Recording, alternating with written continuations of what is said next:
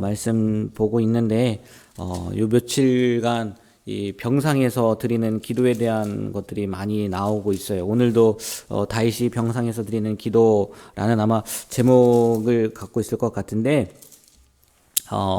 그 시편을 보면 150편까지 있지 않습니까? 시편 150편까지 있는데, 이 150편도 그냥 150편이 아니라 또 권을 나눠요. 그것을 이렇게 좀 분류를 하는 거죠. 그래서 5권으로 이렇게 나뉘어져 있고, 그 5권 안에 그러니까 150편에 5권 했는데, 아마 여러분들이 가진 성경책도 그 42편이 제2편 이렇게 나올 거예요. 그러니까 오늘 41편이 그 150편 가운데 5권으로 되어 있는데, 그 첫 번째 권이 마지막 시라는 거죠. 오늘 시편 41편이. 그리고 이 시편 41편은 뭐 이런 얘기가 많이 나오긴 했지만, 비탄시, 그저 병상에서 그 드리는 기도가 얼마나 아프겠어요. 마음이 아프겠어요. 그 비탄한 마음으로, 기록한 시, 비탄시이기도 하면서 또 그 안에서 교훈을 말한다라고 해서 지혜시라고도 이야기를 합니다. 왜 그렇게 얘기를 하냐? 다윗이 병중에서 맛본 그 인간적인 배신에 대한 탄식. 오늘 보면 또 나와 가까운 사람들도 뭐라고 한다고 하고 뭐 그런 얘기가 나오지 않습니까? 그런데 그 가운데에서도 하나님께서 구원을 사모하면서 또 하나님께서 은혜를 주실 것을 확신하는 마음으로 고백한다. 뭐 또 그리고 마지막에 보면은, 마지막이 아니라 4절인가요? 4절에 보면은 나오는데, 이 악한 자들, 그 약한 자들을 권고하는 그 사람들은 복된 사람이다라는 얘기가 나온다 해서 지혜시, 이렇게 표현을 한다는 거죠. 근데요, 이 말씀을 준비하다 보니까 이게 우리가 시편 그러니까 150편 가운데 1권이고 마지막 시라고 했잖아요. 1권의 마지막. 근데 시편 1편 여러분 어떻게 시작하는지 아세요? 시편 1편? 복 있는 사람은 악인의 죄를 깨하지 아니하며, 그 얘기가 나오잖아요. 그러니까 복 있는 사람이라는 얘기가 나온다는 거예요. 그리고 마지막에도 보면요, 이 복 있는 사람이라는 얘기는 안 나오는데 복에 대한 얘기가 나오고, 특별히 아쉬레라는 이렇게 복 있는 이라는 단어가요, 시편 1편에도 쓰였고 41편 1절에도 보면 가난한 자를 보살피는 자에게 복이 있으며 거기 있잖아요. 그게 그 단어를 그렇게 해석을 해놨다는 거예요. 그러니까 시작과 끝을 복으로 시작하고 복으로 마쳤다는 거죠. 그러니까 이 시편 그러니까 1권, 시편 150편 가운데 1권의 내용은 많은 내용들이 들어가 있지만, 궁극적으로 보면 처음에도 그렇고 마지막도 그렇고 이 시편을 편집하는 그 과정 가운데에서 복 있는 사람이 어떤 사람인가라는 것에 대해서 강조를 하지 않았나, 이렇게 이야기를 한다는 거예요. 근데 특별히요, 이 1권과 지금 1편과 41편 똑같이 아쉬레, 복 있는 사람에 대해서 나왔는데 차이가 있다는 거예요. 무슨 차이가 있냐면, 시편 1편은 하나님과의 관계에 대해서 복 있는 사람은 이런 사람이다 라고 나오고, 그리고 1권에서 마지막 시편 오늘 읽은 41편에는 사람들과의 관계에서 복 있는 사람은 이런 사람이다 라고 그런 차이는 있다고 하더라고요. 그러니까 똑같은 복에 대해서 말씀을 하고 있는데, 하나는 하나님의 관계, 하나는 사람들과의 관계. 그러니까 이 구약이지만 이런 말씀만 봐도 우리가 하나님 사랑, 이웃 사랑 꼭 얘기하는 거잖아요. 십자가를 이야기할 때도 이 가로는 세상 사람들을 향한, 그리고 하나님과 나와의 관계, 그 얘기를 하는 것처럼 하나님은요, 하나님에게만 잘하는 걸 원하지 않는단 말이에요.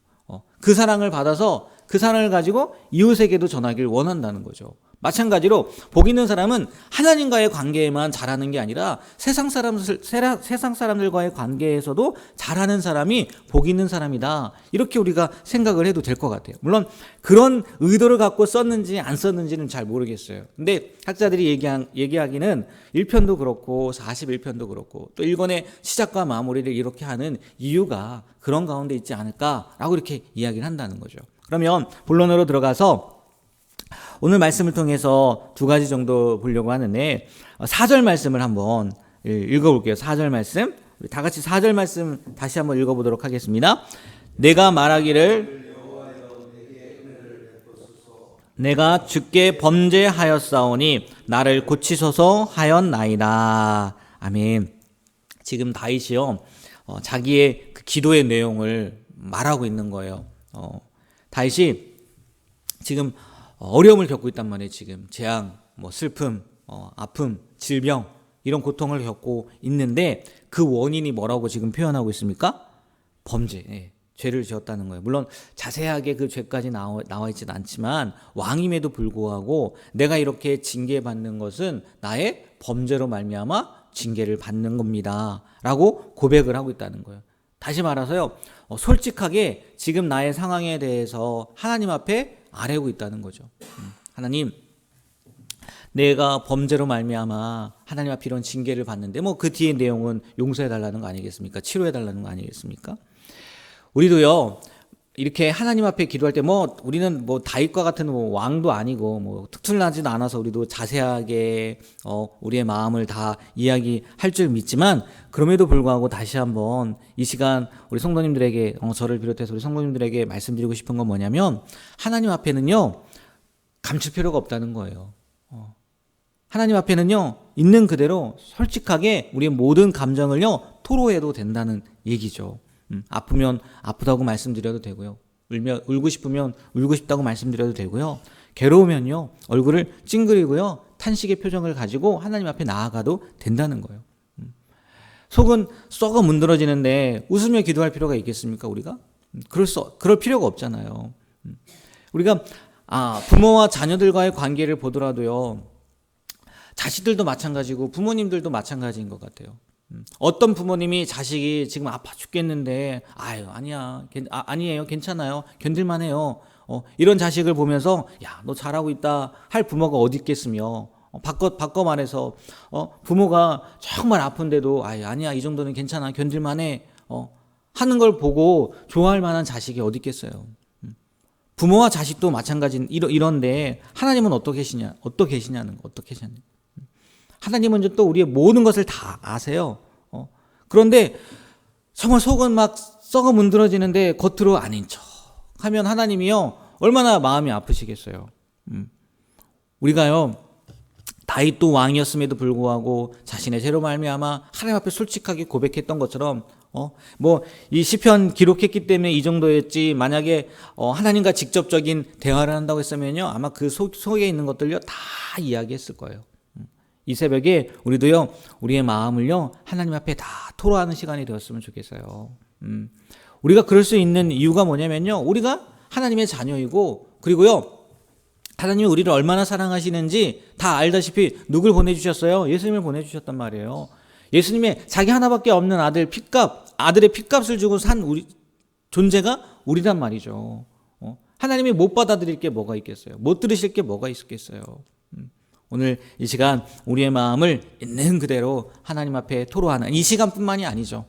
언제가 되었든지 간에 하나는 화가 나면 화가 난다고, 속상하면 속상하다고, 왜 그런 일이 일어났는지, 왜 그런 속상함이 있는지 하나님 앞에요 다 아뢰는 우리의 신앙이 되길 주님의 이름으로 축복합니다. 네, 이게 복이에요. 그리고요 또 하나만 말씀드리면 10절은요 또 반대예요. 10절 말씀 한번 볼까요? 10절 우리 다 같이 한번 읽어보도록 하겠습니다. 그러하오나 주 여호와여, 내가 그들에게 보응하게 하소서. 이로써 이렇게 말이 끝나서 좀 그렇긴 한데, 지금 뭐라고 얘기하냐면요, 다윗이요 여호와로 내게 은혜를 베푸시고 나를 일으키사 내가 그들에게 뭐하게요? 보응하게 해요. 보응이요 우리말로 뭐겠습니까? 원수 갚게 해달라는 얘기예요. 원수 갚게. 네요.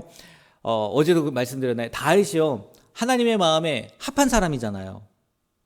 하나님의 마음에 합한 사람은 하나님의 뜻대로, 하나님의 생각대로 아마 움직이는 사람일 거란 말이에요. 근데 우리가요 나중에 신약에 봐도 예수님께서요 원수를 뭐하라고 했어요? 사랑하라고 했단 말이에요. 근데 지금 다윗은 나로 그들에게 보응하게, 원수 갚게 하소서라고 이야기를 하고 있다는 거예요. 아니 다윗이 어떻게 이런데 하나님의 마음에 합한 사람이 됐을까? 이런 생각을 할 수 있다는 거예요. 근데요 이게 개인적인 일이라면 이런 생각이 맞다는 거예요. 다윗이 어떻게 그럴 수 있나? 이 개인적인 의미가 아니라고 이야기를 하더라고요.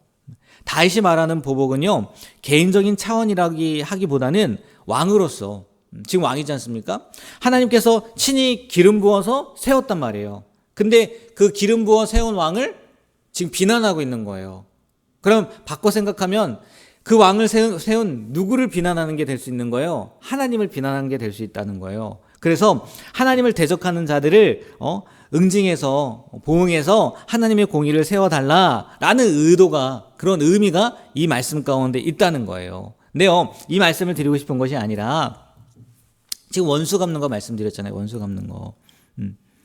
여러분, 우리 다윗뿐만이 아니라, 다윗도 그러지 않으려고 했죠. 우리도 마찬가지예요. 성도는요, 개인적 차원의 원수 갚는 일, 복수를요 해서는 안 된다는 거예요. 믿으십니까? 성경이 그렇게 이야기하고 있다는 거죠. 성경이. 예수님께서요 분명히, 조금 전에도 말씀드렸지만 분명히 그렇게 말씀하셨단 말이에요. 원수를 뭐 하라고요? 사랑하라고요. 오히려 나를 핍박하는 자를요 저주하지 말고 그를 위해서 뭐 하라고요? 축복하라고 말씀하셨단 말이에요. 우리는요 주님의 가르침대로 오히려 원수를 위해서 축복하고 기도해 줄 수 있어야 된다는 거죠. 사랑할 수 있어야 된다는 거죠. 물론요 쉽지 않죠. 그게 어디 쉽습니까? 아직도 생각하면은 치가 떨릴 수도 있고, 아직도 생각하면은 정말 화가 치밀어서 어떻게 할 수 없는 그런 존재가 있을 수 있을 거란 말이에요. 근데요 우리가 조금만 더 생각해 보면, 우리도 이전에는요 하나님과 어떤 존재였을까요? 원수된 존재였단 말이에요. 나는 하나님 앞에 원수 지을 만한 행동을 하지 않았는데요? 아니란 말이에요. 우리의 범죄로 말미암아요, 우리의 죄로 말미암아요, 우리는 하나님과의 원수된 존재였어요. 하나님의 사랑을 받을 수 없는 존재였단 말이에요. 오늘 다윗의 말처럼요 보응받아야 될, 보복받아야 될 존재였단 말이에요. 근데 그럼에도 불구하고 하나님께서는요 우리를 위해서 자신의 하나밖에 없는 아들 예수를 보내주심으로 말미암아 우리를 어떻게 사랑했는지 보여주셨다는 거죠. 이 사랑을 받은 존재이기 때문에요 우리는요 예수님이 그렇게 말씀하셨고, 또 그런 사랑을 받은 존재이기 때문에 우리도요 원수를 보복하는 거, 아니 개인적인 보복이 아니라 그들을 사랑해야 된다는 거죠. 성경을 보면요 정말 희한한 게 뭐냐면, 저 하나님 앞에 그 보복자의 모습으로 살았던 사람이 하나님의 사랑을 깨달으면 변하더라고요. 그거를요 이렇게 이야기를 하더라고요. 사랑에 굴복했다고 표현을 하더라고요. 사랑에 굴복했다. 여러분, 굴복이란 말이 좋지 않게 느껴지지만 어제 말씀이어도 나왔던 것 같은데요. 이렇게요 사랑에는요 원수라도요 진심으로 굴복시킬 수 있는 힘이 있다는 거예요. 어쩌면 진정한 복수는요 사랑으로 그들을 굴복시키는 거라고 이야기를 하더라고요.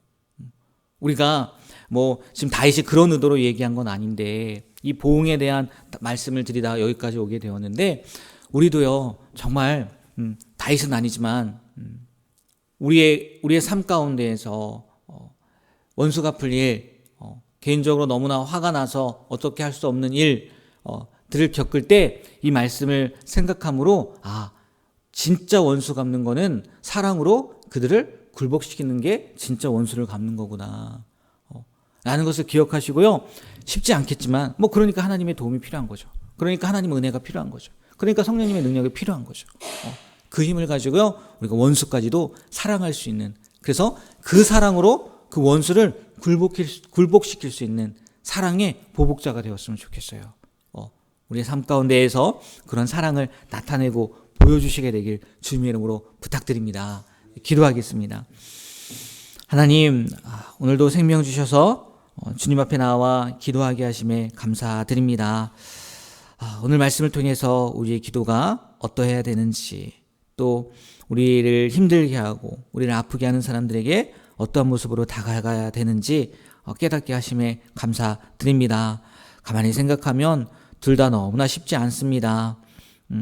사람은 누구나 조금씩은 가리고 싶은 것이 있고 감추고 싶은 것이 있고, 또 어떻게 원수를 사랑할 수 있겠습니까? 하나님, 우리의 마음은 그렇지만 우리에게 그 사랑을 보여주신 하나님, 또 그 사랑을 나타내 주신 그 예수님을 본받아 우리도 그러한 삶을 살아갈 수 있도록 도와주시고 힘을 허락하여 주시옵소서. 우리의 마음을 온전히 하나님 앞에 토로하고, 또 하나님 앞에 토로할 때 우리의 문제들이, 또 우리의 아픔들이 해결되어지고, 더 나아가서는 원수까지도 사랑하게 되는 우리의 삶이 되길 간절히 소망하며 예수님의 이름으로 기도합니다. 아멘.